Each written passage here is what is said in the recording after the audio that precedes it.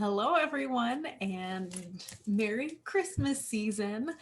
To celebrate the Christmas season here at the library, we have to, of course, practice social distancing. And so, one of the things I wanted to do was read to you Charles Dickens' A Christmas Carol.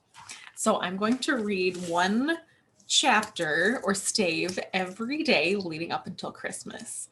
So, A Christmas Carol is a novella, which means a short novel, very short, published in 1843 by Charles Dickens. A Christmas Carol, in a prose, being a ghost story of Christmas. Stave 1. Marley's Ghost. Marley was dead, to begin with. There was no doubt whatever about that. The register of his burial was signed by the clergyman, the clerk, the undertaker, and the chief mourner. Scrooge signed it too. And Scrooge's name was good upon change for anything he chose to put his hand to. Old Marley was as dead as a doornail. Mind, I don't mean to say that I know, of my own knowledge, what there is particularly dead about a doornail. I might have been inclined myself to regard a coffin nail as the deadest piece of ironmongery in the trade. But the wisdom of our ancestors is in the simile, and my unhallowed hands shall not disturb it, or the country's done for. You will therefore permit me to repeat emphatically that Marley was as dead as a doornail. Scrooge knew he was dead? Of course he did. How could it be otherwise? Scrooge and he were partners for I don't know how many years. Scrooge was his sole executor, his sole administrator, his sole assign, his sole residuary legatee, his sole friend, and sole mourner. And even Scrooge was not so dreadfully cut up by the sad event, but that he was an excellent man of business on the very day of the funeral, and solemnized it with an undoubted bargain. The mention of Marley's funeral brings me back to the point I started from. There is no doubt that Marley was dead. This must be distinctly understood, or nothing wonderful can come of the story I am going to relate. If we were not perfectly convinced that Hamlet's father died before the play began, there would be nothing more remarkable in his taking a stroll at night, in an easterly wind, upon his own ramparts, than there would be in any other middle-aged gentleman rashly turning out after dark in a breezy spot, say St. Paul's churchyard, for instance, literally to astonish his son's weak mind. Scrooge never painted out old Marley's name. There it stood, years afterwards, above the warehouse door, Scrooge and Marley. The firm was known as Scrooge and Marley. Sometimes people new to the business called Scrooge, and sometimes Marley, but he answered to both names. It was all the same to him. Oh, but he was as tight-fisted, hand at the grindstone Scrooge, a squeezing, wrenching, grasping, scraping, clutching, covetous old sinner, hard and sharp as flint, from which no steel had ever struck out generous fire, secret and self-contained, and solitary as an oyster. The cold within him froze his old features, nipped his pointed nose, shriveled his cheek, stiffened his gait, made his eyes red, his thin lips blue, and spoke out shrewdly in his grating voice. A frosty rime was on his head, and on his eyebrows, and on his wiry chin. He carried his own low temperature always about him. He iced his office in the dog days, and he didn't thaw it 1 degree at Christmas. External heat and cold had little influence on Scrooge. No warmth could warm. No wintry weather chill him. No wind that blew was bitterer than he. No falling snow was more intent upon its purpose. No pelting rain less open to entreaty. Foul weather didn't know where to have him. The heaviest rain and snow and hail and sleet could boast of the advantage over him in only one respect. They often came down handsomely, and Scrooge never did. Nobody ever stopped him on the street to say, with gladsome looks, "My dear Scrooge, how are you? When will you come to see me?" No beggars implored him to bestow a trifle. No children asked him what it was o'clock. No man or woman ever once, in all his life, inquired the way to such and such a place of Scrooge. Even the blind men's dogs appeared to know him, and when they saw him coming on, they would tug their owners into doorways and up courts, and then would wag their tails as though they said, "No eye is at all is better than an evil eye, dark master." But what did Scrooge care? It was the very thing he liked, to edge his way along the crowded paths of life, warning all human sympathy to keep its distance. What was once the knowing ones call nuts to Scrooge. Once upon a time, of all the good days in the year, on Christmas Eve, old Scrooge sat busy in his counting house. It was cold, bleak, biting weather, foggy withal, and he could hear the people in the court outside go wheezing up and down, beating their hands upon their breasts and stamping their feet upon the pavement stones to warm them. The city clocks had only just gone 3, but it was quite dark already. It had not been light all day, and candles were flaring in the windows of the neighborhood offices like ruddy smears upon the palpable brown air. The fog came pouring in at every chink and keyhole and was so dense without that although the court was of the narrowest, the houses opposite were mere phantoms. To see the dingy cloud came drooping down, obscuring everything. One might have thought that nature lived hard by and was brewing on a large scale.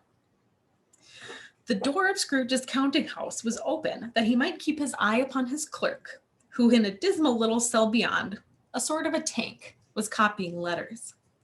Scrooge had a very small fire, but the clerk's fire was so very much smaller that it looked like one coal. But he couldn't replenish it, for Scrooge kept the coal box in his own room, and so surely as the clerk came in with the shovel, the master predicted that it would be necessary for them to part. Wherefore, the clerk put on his white comforter, and he tried to warm himself at the candle, in which effort, not being a man of strong imagination, he failed. "A Merry Christmas, Uncle! God save you!" cried a cheerful voice. It was the voice of Scrooge's nephew, who came upon him so quickly that this was the first intimation he had of his approach. "Bah!"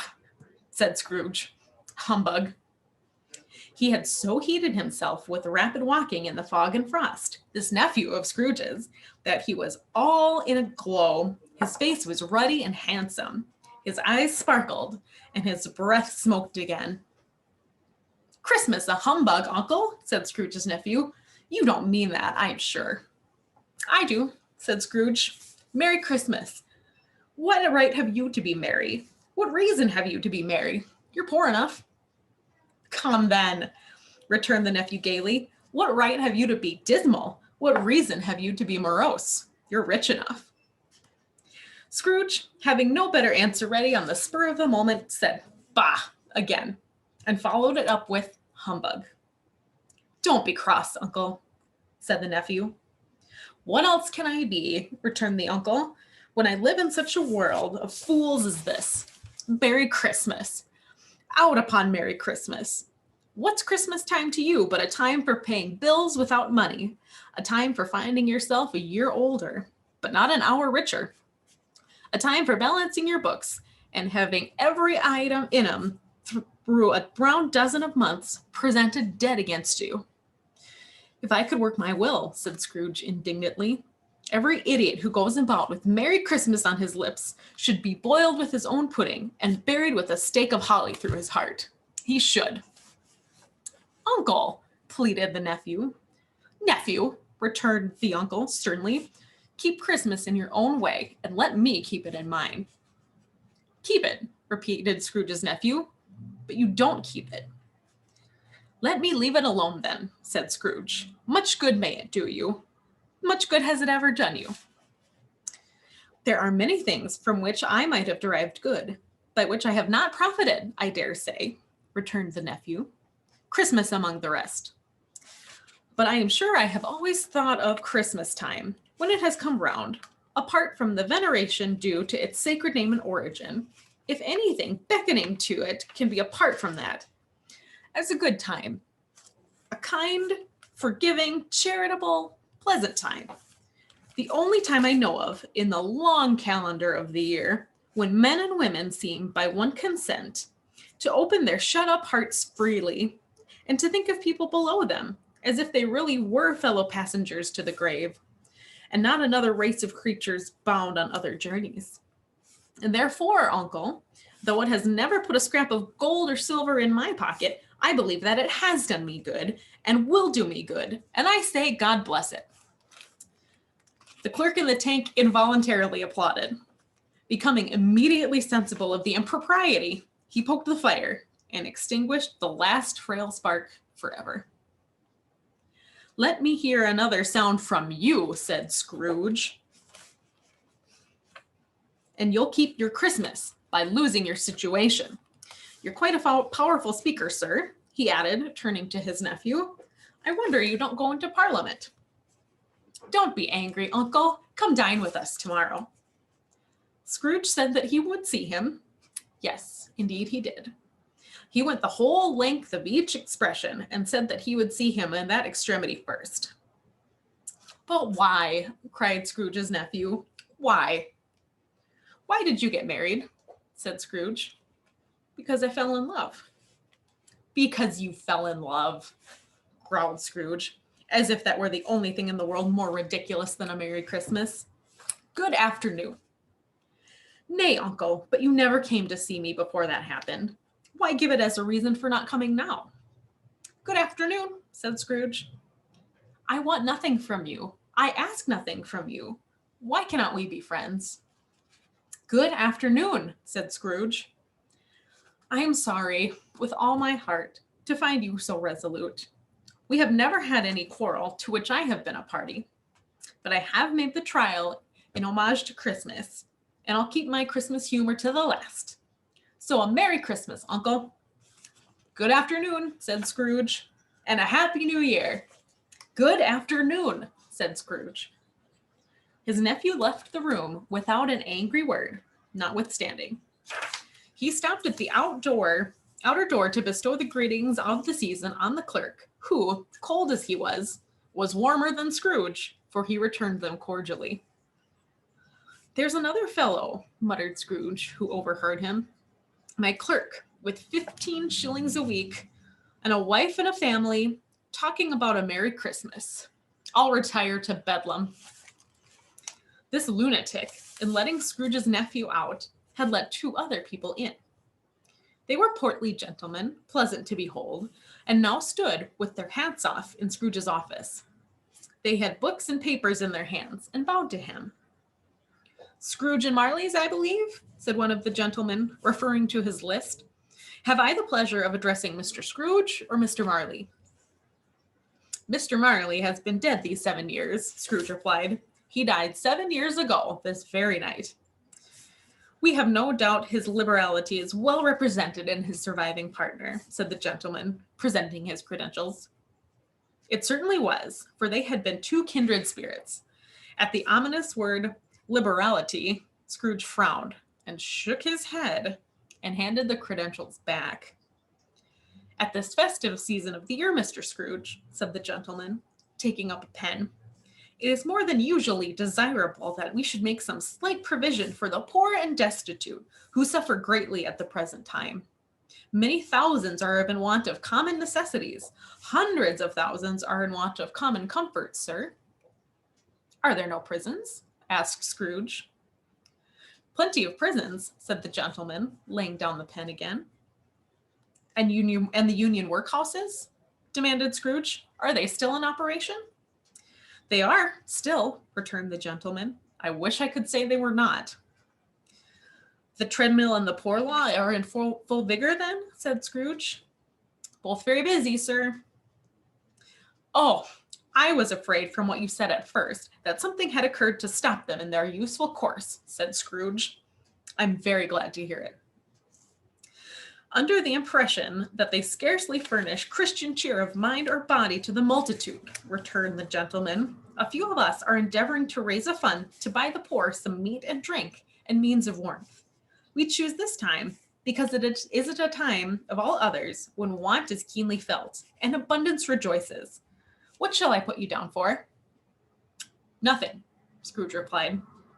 You wish to be anonymous? I wish to be left alone, said Scrooge.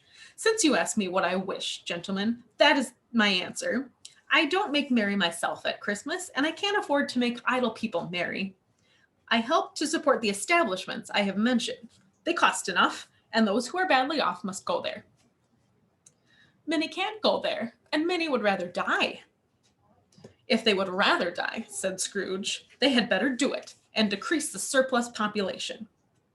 Besides, excuse me, I don't know that. But you might know it, observed the gentleman. It's not my business, Scrooge returned. It's enough for a man to understand his own business and to not interfere with other people's. Mine occupies me constantly. Good afternoon, gentlemen. Seeing clearly that it would be useless to pursue their point, the gentleman withdrew. Scrooge resumed his labors with an improved opinion of himself, and in a more facetious temper than was usual with him. Meanwhile, the fog and darkness thickened so that people ran about with flaring links, proffering their services to go before horses and carriages and conduct them on their way.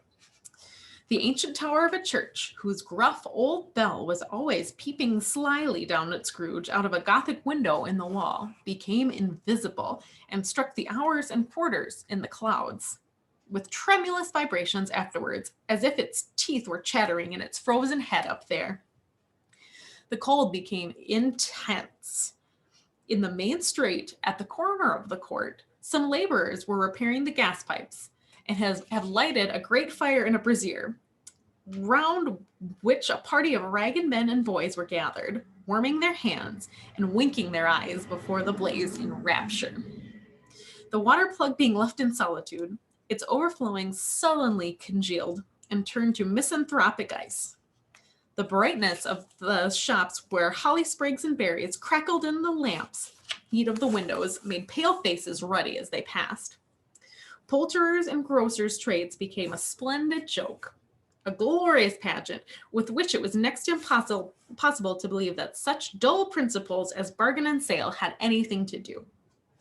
The Lord is to believe that the Lord Mayor, in the stronghold of the mighty mansion house, gave orders to his 50 cooks and butlers to keep Christmas as a Lord Mayor's household should, and even the little tailor, whom he had fined 5 shillings on the previous Monday for being drunk and bloodthirsty in the streets, stirred up tomorrow's pudding in his garret, while his lean wife and baby sallied out to buy the beef.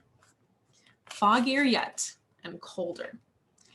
Piercing, searching, biting, cold. If the good St. Dunstan had but nipped the evil spirit's nose with a touch of such weather as that, instead of using his familiar weapons, then indeed he would have roared to lusty purpose. The owner of one scant young nose, gnawed and mumbled by the hungry cold as bones are gnawed by dogs, stooped down on Scrooge's keyhole to regale him with the Christmas carol. But at the first sound of "God bless you, merry gentlemen, may nothing you dismay," Scrooge seized the ruler with such energy of action that the singer fled in terror, leaving the keyhole to the fog and even more congenial frost. At length, the hour of shutting up at the counting house arrived. With an ill will, Scrooge dismounted from his stool and tacitly admitted the fact to the expectant clerk in the tank, who instantly snuffed his candle out and put on his hat. "You'll want all day tomorrow, I suppose?" said Scrooge. "If quite convenient, sir." "It's not convenient," said Scrooge, "and it's not fair. If I was to stop a half-crown for it, you'd think yourself ill-used, I'd be bound?" The clerk smiled faintly. "And yet," said Scrooge, if you don't think me ill-used, when I pay a day's wages for no work. The clerk observed that it was only once a year. A poor excuse for picking a man's pocket every 25th of December, said Scrooge, buttoning his greatcoat to the chin. But I suppose you must have the whole day. Be here all the earlier the next morning. The clerk promised he would, and Scrooge walked out with a growl.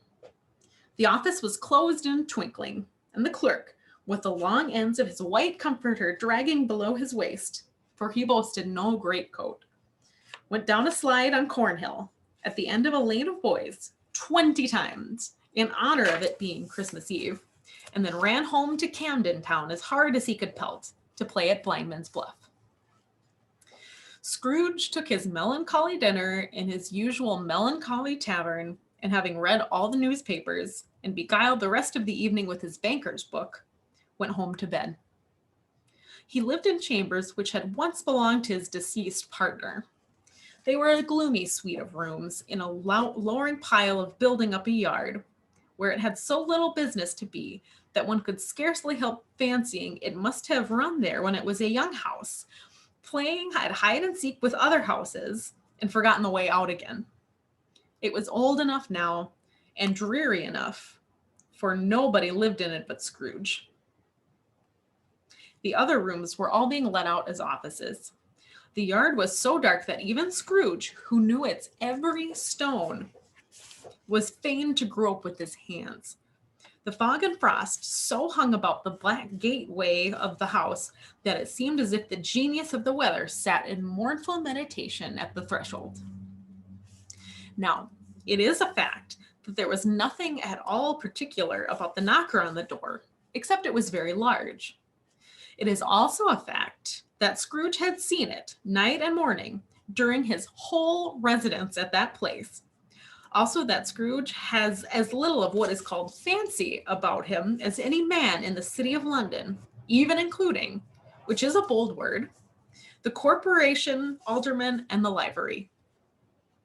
Let it also be borne in mind that Scrooge had not bestowed one thought on Marley since his last mention of his 7 years dead partner that afternoon.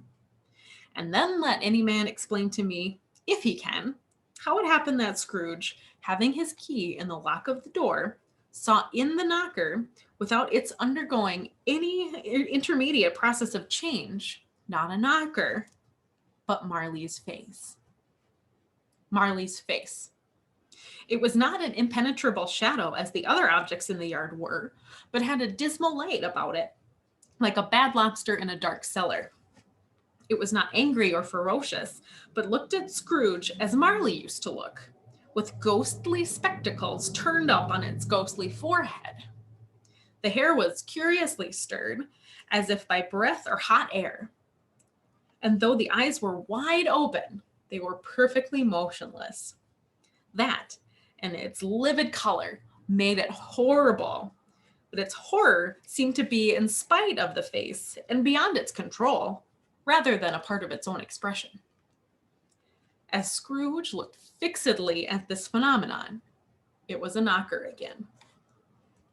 To say that he was not startled, or that his blood was not conscious of a terrible sensation to which had it been a stranger from infancy, would be untrue.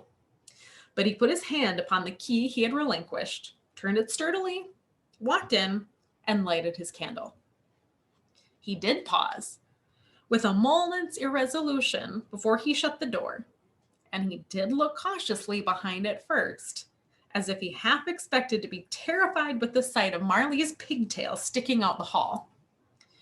But there was nothing on the back of the door except the screws and nuts that held the knocker on, so he said, "Pooh-pooh," and closed it with a bang. The sound resounded through the house like thunder. Every room above and every cask in the wine merchant's cellar below appeared to have a separate peal of echoes all its own. Scrooge was not a man to be frightened by echoes. He fastened the door and walked across the hall and up the stairs, slowly too, trimming his candle as he went. You may talk vaguely about driving a coach and six up a good old flight of stairs, or through a bad young Act of Parliament, but I mean to say you might have got a hearse up that staircase and taken it broadwise, with the splinter bar towards the wall and the door towards the balustrades, and done it easy. There was plenty of width for that, and room to spare, which is perhaps the reason why Scrooge thought he saw a locomotive hearse going on before him in the gloom. Half a dozen gas lamps out of the street wouldn't have lighted the entry too well, so you may suppose it was pretty dark with Scrooge's dip. Up Scrooge went, not caring a button for that. Darkness is cheap, and Scrooge liked it. But before he shut his heavy door, he walked through his rooms to see that all was right.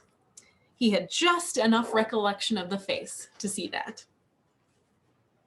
Sitting room, bedroom, lumber room, all as they should be. Nobody under the table, nobody under the sofa. A small fire in the grate, spoon and basin ready, and the little saucepan of gruel, Scrooge had a cold in his head, upon the hob. Nobody under the bed, nobody in the closet, nobody in his dressing room, which was hanging up in a suspicious attitude against the wall. Lumber room as usual, old fire guard, old shoes, 2 fish baskets, washing stand on 3 legs, and a poker. Quite satisfied, he closed his door and locked himself in, double locked himself in, which was not his custom. Thus secured against surprise, he took off his cravat, put on his dressing gown and slippers, and his nightcap, and sat down before the fire to take his gruel. It was a very low fire indeed, nothing on such a bitter night. He was obliged to sit close to it and brood over it before he could extract the least sensation of warmth from such a handful of fuel. The fireplace was an old one, built by some Dutch merchant long ago, and paved all round with Dutch tiles, designed to illustrate the scriptures. There were Cains and Abels, Pharaoh's daughters, queens of Sheba, angelic messengers descending through the air on clouds like feather beds, Abrahams, Belshazzars, apostles putting off to sea in butter boats, hundreds of figures to attract his thoughts. And yet, that face of Marley, 7 years dead, came like the ancient prophet's rod and swallowed up the whole. If each smooth tile had been blank at first, with power to shape some picture on its surface from the disjointed fragments of his thoughts, there would have been a copy of old Marley's head on every one. Humbug, said Scrooge, and walked across the room. After several turns, he sat down again. As he threw his head back in his chair, his glance happened to rest upon a bell, a disused bell that hung in the room, and communicated for some purpose now forgotten with a chamber in the highest story of the building. It was with great astonishment and with a strange, inexplicable dread that as he looked, he saw this bell begin to swing. It swung so softly in the outset that it scarcely made a sound. But soon it rang out loudly, and so did every bell in the house. This might have lasted half a minute or a minute, but it seemed an hour. The bells ceased as they had begun, together.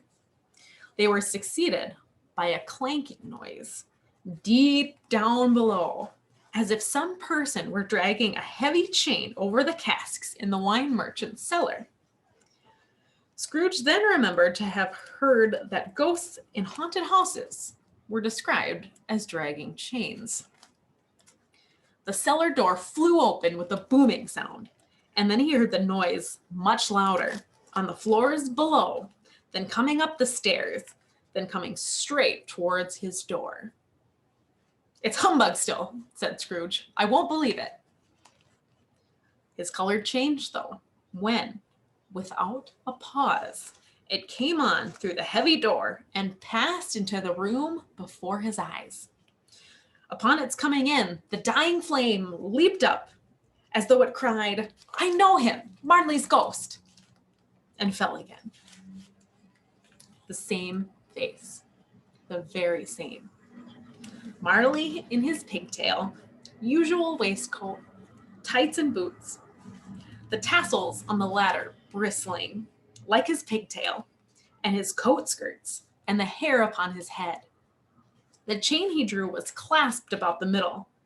It was long and wound about him like a tail, and it was made, for Scrooge observed it closely, of cash boxes, keys, padlocks, ledgers, deeds, and heavy purses wrought in steel. His body was transparent, so that Scrooge, observing him and looking through his waistcoat, could see the 2 buttons on his coat behind. Scrooge had often heard it said that Marley had no bowels, but he had never believed it until now. No, nor did he believe it now, though he looked the phantom through and through and saw it standing before him, though he felt the chilling influence of its death-cold eyes, and marked the very texture of the folded kerchief bound about its head and chin, which wrapper he had not observed before. He was still incredulous and fought against his senses. "How now?" said Scrooge, caustic and cold as ever. "What do you want with me?" "Much," said Marley's voice. "No doubt about it." "Who are you?" "Ask me who I was." "Who were you then?" said Scrooge, raising his voice. "You're particular for a shade." He was going to say "to a shade," but substituted this as more appropriate. "In life, I was your partner, Jacob Marley." Can you sit down?" said Scrooge, looking doubtfully at him. "I can."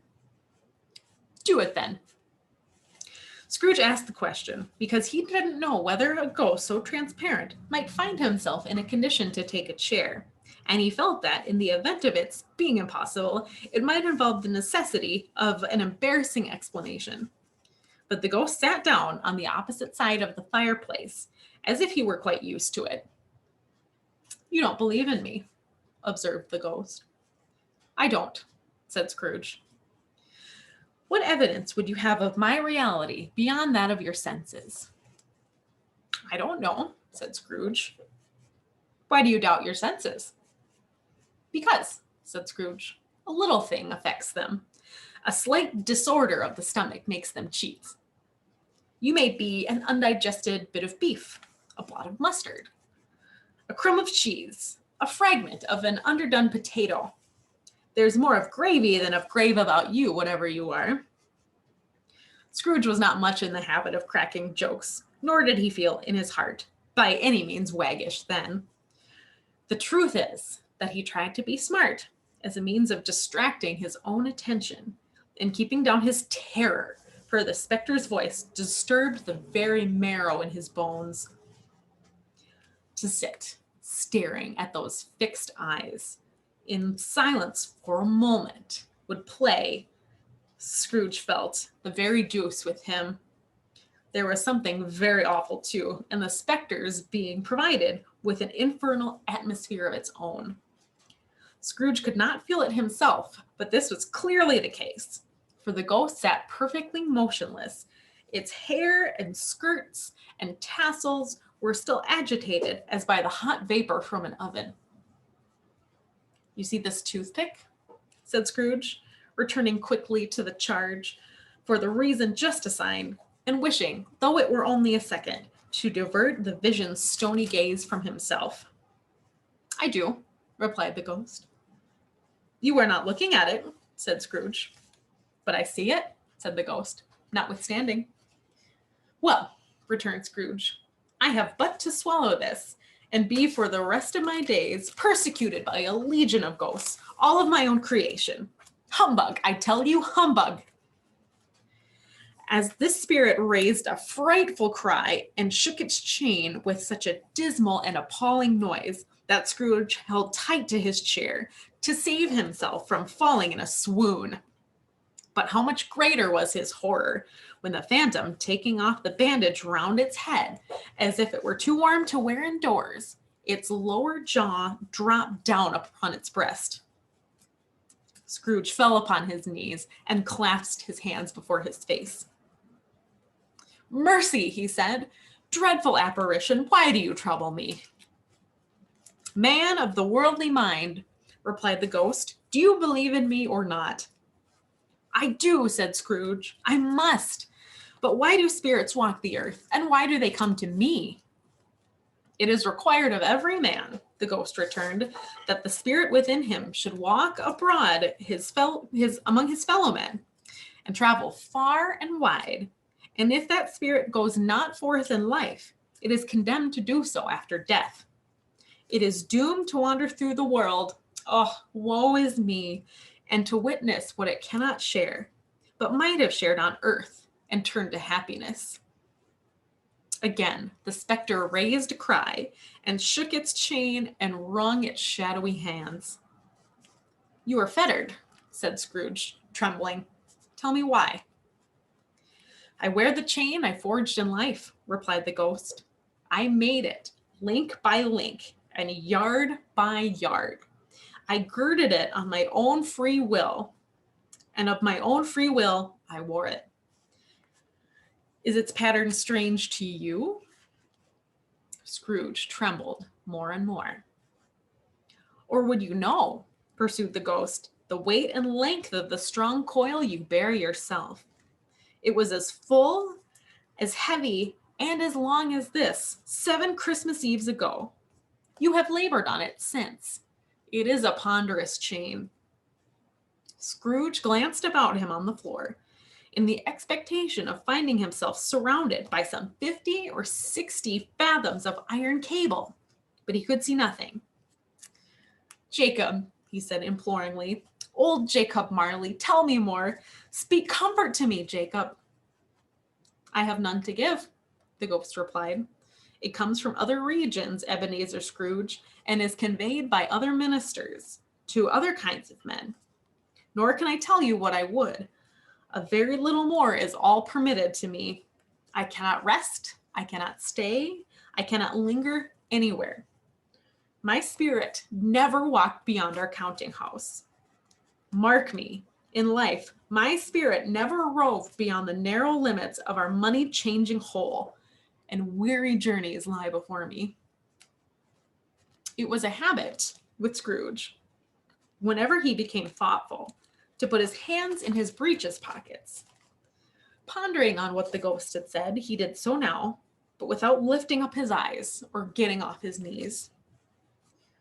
You must have been very slow about it, Jacob, Scrooge observed, in a business-like manner, though with humility and deference. Slow, the ghost repeated. 7 years dead, mused Scrooge, and traveling all this time?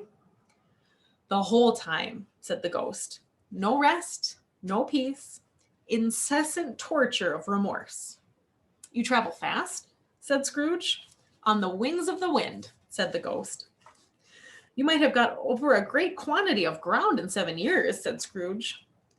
The ghost, upon hearing this, set up another cry and clanked its chain so hideously in the dead silence of the night that the ward would have been justified in indicting it for a nuisance. Oh, captive bound and double ironed, cried the phantom, not to know that ages of incessant labor by immoral creatures, for this earth must pass into eternity before the good of which it is susceptible is all developed.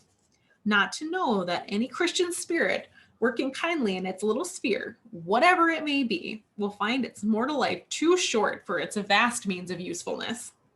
Not to know that no space of regret can make amends for one's life opportunity missed. Yet such was I. Oh, such was I.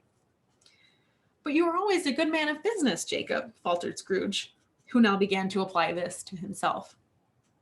Business, cried the ghost, wringing his hands. Mankind was my business. The common welfare was my business. Charity, mercy, forbearance, and benevolence were all my business. The dealings of my trade were but a drop of water in the comprehensive ocean of my business. It held up its chain at arm's length, as if that were the cause of all its unavailing grief, and flung it heavily upon the ground again. At this time of the rolling year, the spectre said, I suffer most. Why did I walk through crowds of fellow beings with my eyes turned down and never raise them to that blessed star which led the wise men to a poor abode. Were there no poor homes to which its light would have conducted me? Scrooge was very much dismayed to hear the spectre going on at this rate, and began to quake exceedingly. "Hear me," cried the ghost. "My time is nearly done." "I will," said Scrooge, "but don't be hard upon me. Don't be flowery, Jacob, pray." "How is it that I appear before you in a shape that you can see? I may not tell. I have sat invisible beside you many and many a day." It was not an agreeable idea. Scrooge shivered and wiped the perspiration from his brow. "That is no light part of my penance," pursued the ghost. "I am here tonight to warn you that you have yet a chance and hope of escaping my fate. A chance and hope of my procuring, Ebenezer." "You were always a good friend to me," said Scrooge. "Thank you." "You will be haunted," resumed the ghost, "by 3 spirits." Scrooge's countenance fell as low as the ghost had done. "Is the chance and hope you mentioned, Jacob?" he demanded in a faltering voice. "It is." I think I'd rather not," said Scrooge. "Without their visits," said the ghost, "you cannot hope to shun the path I tread. Expect the first tomorrow when the bell tolls 1. "Could I take 'em all at once and have it over, Jacob?" hinted Scrooge. "Expect the second on the next night at the same hour. The third upon the next night when the last stroke of 12 has ceased to vibrate. Look to see me no more, and look that, for your own sake, you remember what has passed between us." When it had said these words, the spectre took its wrapper from the table and bound it round his head as before. Scrooge knew this by the smart sound its teeth made that when the jaws were brought together by the bandage. He ventured to raise his eyes again and found his supernatural visitor confronting him in an erect attitude, with its chain wound over and about its arm. The apparition walked backward from him, and at every step it took, the window raised itself a little, so that when the spectre reached it, it was wide open. It beckoned Scrooge to approach, which he did. When they were within 2 paces of each other, Marley's ghost held up its hand, warning him to come no nearer. Scrooge stopped. Not so much in obedience as in surprise and fear, for on the raising of the hand, he became sensible of confused noises in the air, incoherent sounds of lamentation and regret, wailings inexpressibly sorrowful and self-accusatory. The spectre, after listening for a moment, joined in the mournful dirge and floated out upon the bleak, dark night. Scrooge followed to the window, desperate in his curiosity. He looked out.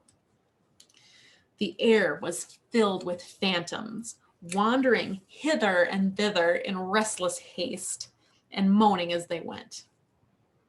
Every one of them wore chains like Marley's ghost.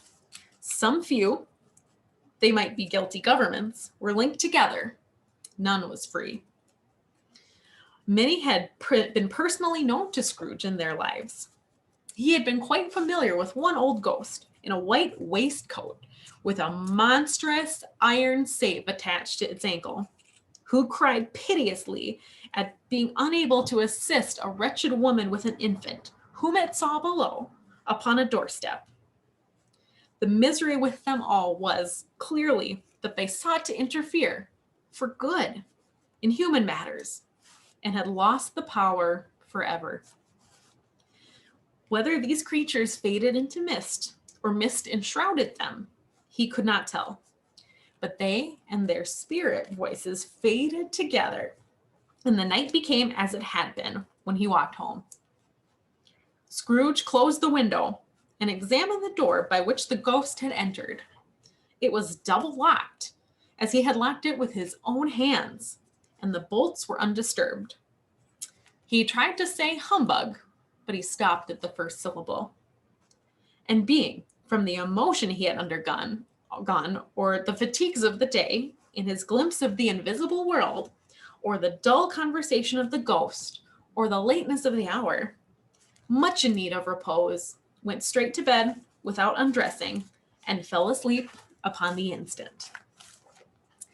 Join me tomorrow for the next chapter of A Christmas Carol, in which we meet the first of the three spirits.